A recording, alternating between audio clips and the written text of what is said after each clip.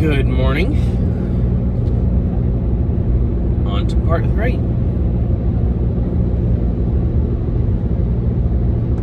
Now this is just kind of where it gets a little fuzzy because I have mixed memories, and I'm not sure they're all from going into Taji, but I think so. I remember riding in the back of the Humvee. Now I know I was a driver, but this is why I'm a little confused as to my memories. But I remember riding in the back of the Humvee, a covered Humvee, being dark.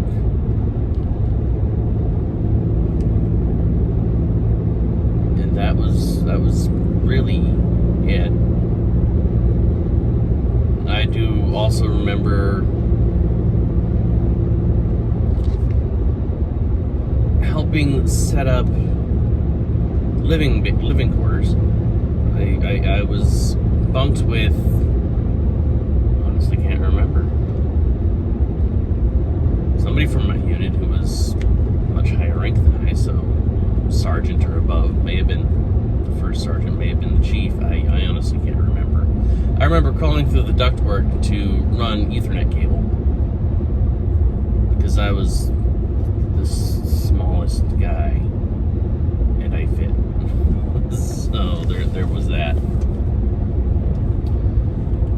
I also remember going out the front gate to wait in gas lines or help supervise gas lines, which, if you think they've been bad here, should have seen them there miles long. Just people waiting at the gas pump for gas. I didn't participate in this, but some people in my unit did. They did go on raids with the infantry because we either didn't quite have our equipment or it was staged somewhere. I can't remember. We didn't have any orders to go anywhere, so while we were waiting on that, we had all sorts of time on our hands and things to do. Now, as you expect, just like in basic, only worse, the anticipation for mail call every day was killer. Just to see if you got a letter from, you don't even care, spam mail would have been fine. You want to refinance my house? Let's read about this. I got several letters from my family, like my grandma, I do believe. My girlfriend at the time. Those seemed to be fewer than they should have been.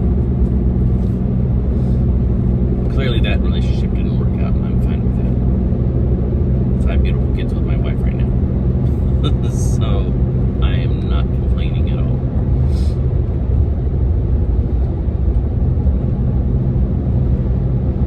When we got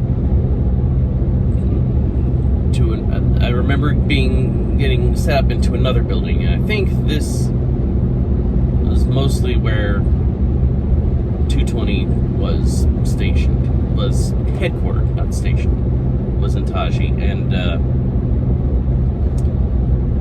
sand fleas.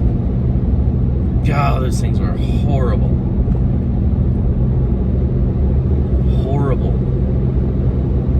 So I remember we got stationed into this little building, separated into, I want to say 2 or 3 parts.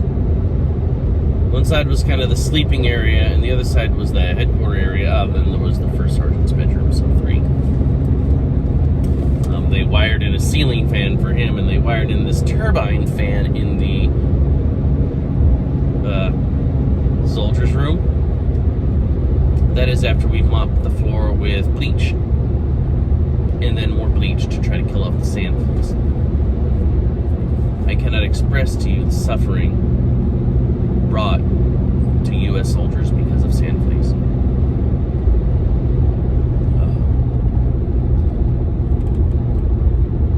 Now those feelings of being homesick. During this time, they kind of got a little large, so we always tried to find something to occupy ourselves. Our maintenance crew was awesome. They found a bulldozer.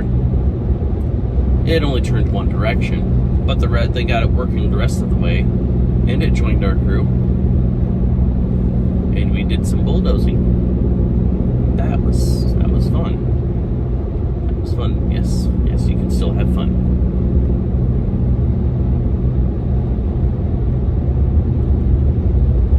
And we had this really rickety wooden shower stall, which you pretty much kind of had to balance on while you emptied a 5-gallon water jug over your head. That was not always accessible or available.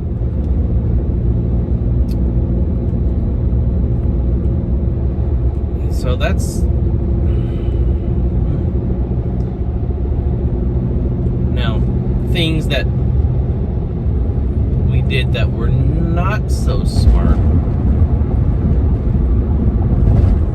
Hindsight being 2020. I would say we went exploring, but we kind of went exploring. It was, I can't exactly remember where. I think it was at Taji as well, in our first station, but I could be wrong. But I do remember that we found a school, and it's kind of it was kind of a surreal moment, because it doesn't look like it was abandoned a long time ago. It looked like a recent thing. It was used. There were broken desks, chairs. You know, there were pictures on the wall that were cockeyed and tore up, graffiti. It was not a small school either. It wasn't super large. It was 2 stories. I guess it was kind of large. I mean, clearly, I didn't find anything valuable, no treasure hunting, but it was very surreal to see a place of education tore apart and scavenged. I mean, luckily we weren't ambushed. Hindsight, again, being 2020. But a surreal moment. And I think we stayed there for, let's say, probably a month or 2. And then I think we moved to Camp Warhorse.